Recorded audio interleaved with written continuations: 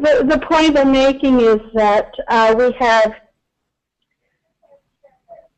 30,000 pairs of eyes on these poems, and it's like we had the opportunity in this course to do something that the painters could never do. We have all of these different approaches to the poem using all of our eyes and a chance to combine what we see through this course.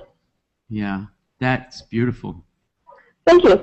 No, that really is beautiful. Yeah. I'm going to invite Kristen to say a word in response, or maybe just to summarize what she thinks that Ingrid just said, nice and close to the mic. Yeah, I totally would have to agree with what Ingrid is saying, and I think it's a great observation to make that, you know, when you have all of the eyes of everyone who's taking the course on these poems, we're all seeing things from different perspectives, and so we're kind of mimicking what the Cubist painters were doing and what Gertrude Stein was trying to do when she was giving us, you know, the description of objects in Tender Buttons or in Let Us Describe or a completed portrait of Pablo Picasso. You know, she's trying to show us the process on the page, and I think we're all coming through to that process as well in the discussion forums and in conversations like this and the videos that we recorded a couple months ago, and I think it's great. So, Jason, I saw you nodding when Ingrid was talking. Do you want to say very briefly what you're thinking?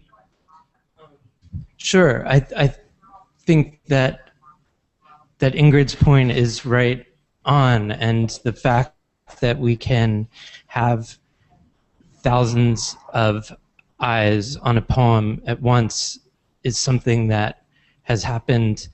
It's kind of like suddenly everyone in a thousand libraries suddenly can become aware of the 1,000 other people sitting there looking, and a kind of beautiful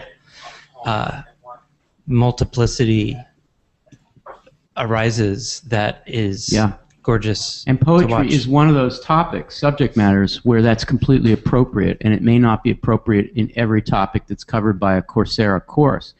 Ingrid, tomorrow I'm meeting with Daphne Kohler, who's one of the two founders of Coursera. She's very interested in what we're doing. We're trying a few experiments. First of all, we're covering an art rather than a science.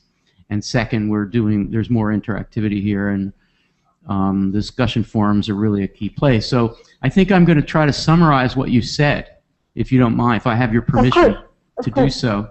And I think one of the things that I'll say about what you said is that poetry is probably the ideal subject matter for 30,000 eyes, pairs of eyes on it.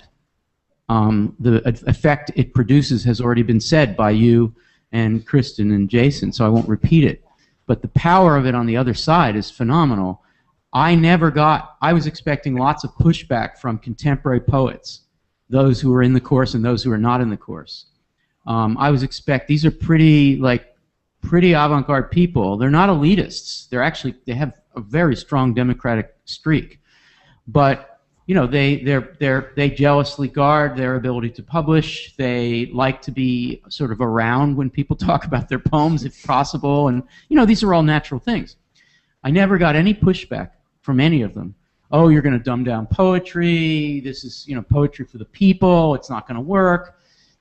No, and the reason is because it thrilled them, every one of them. It thrilled them to think that all these people would be reading them. They were ready to liberate their poems, to let their poems go out there and be understood, well understood, not well understood, and bantered about. So, and that's your spirit, that democratic spirit, Ingrid. Thank you.